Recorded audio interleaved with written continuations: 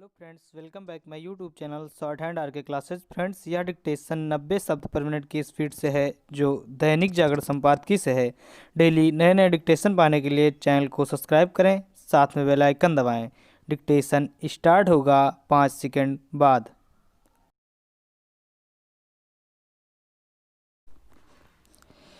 Start. France में बर्बर आतंकी हमलों की ओर से दुनिया का ध्यान हटा भी नहीं था कि ऑस्ट्रेलिया की राजधानी वियना में आतंकियों ने धावा बोलकर यूरोप के साथ साथ पूरी दुनिया को थर्रा दिया। पेरिस और नीस के बाद वियना के आतंकी हमले यही बता रहे हैं कि जिहादी आतंकवाद का साया गहराता जा रहा है। इन यूरोपीय शहरों में हुए आतंकी हमलों के बीच कनाडा के क्यूबेक प्रांत और अफगानिस्तान की राजधानी काबुल के आतंकवादी हमलों की भी अनदेखी नहीं की जानी चाहिए, क्योंकि ये सब हमले एक ही हिंसक विचारधारा की उपज हैं। वियना में आतंकियों ने जिस तरह एक साथ कई स्थानों पर लोगों को निशाना बनाया, उससे मुंबई में हुए भीषण आतंकी हमले की याद आ जाना स्वाभाविक है। वियना को निशाना बनाने वाले खूंखार आतंकी संगठन आईएस से कुप्रेरित बताए जा रहे हैं। इसका मतलब है कि भले ही सीरिया और इराक में इस आतंकी संगठन की कमर टूट गई हो, लेकिन उसके सहयोगी और हमदर्द दुनिया भर में फैल गए हैं। बीते वर्षों में दुनिया में तमाम आतंकी हमले ऐसे ही आतंकियों की ओर से किए गए जो या तो आईएस से सीधे तौर पर जुड़े थे या फिर उससे कुप्रेरित थे।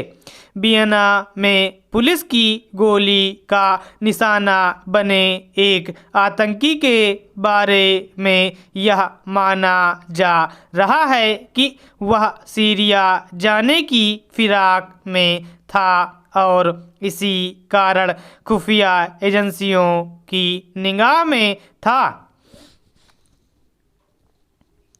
ऑस्ट्रेलिया में आतंकी हमला इसलिए हैरान करता है क्योंकि यह उन देशों में है जिनसे सीरिया, इराक आदि देशों के शरणार्थियों को उदार भाव से अपनाया। सच तो यह है कि वहाँ इन देशों के शरणार्थियों को अपनाने की मुहिम भी चली थी।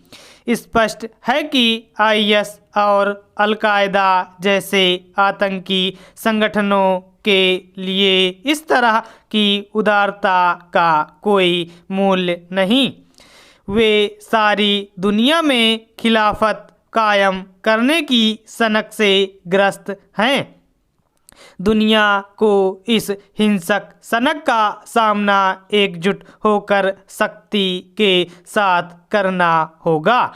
इससे संतुष्ट नहीं हुआ जा सकता कि विश्व भर में वियना में हुए आतंकी हमलों की निंदा हो रही है, क्योंकि तथ्य यह भी है कि अमेरिका अफगानिस्तान को तबाह करने में जुटे तालिबान से समझौते को अपनी कामयाबी मान रहा है, तो पश्चिम में सेलुलर और लिबरल तत्वों का एक वर्ग जिहादी आतंकवाद की गंभीरता को समझने के लिए तैयार नहीं।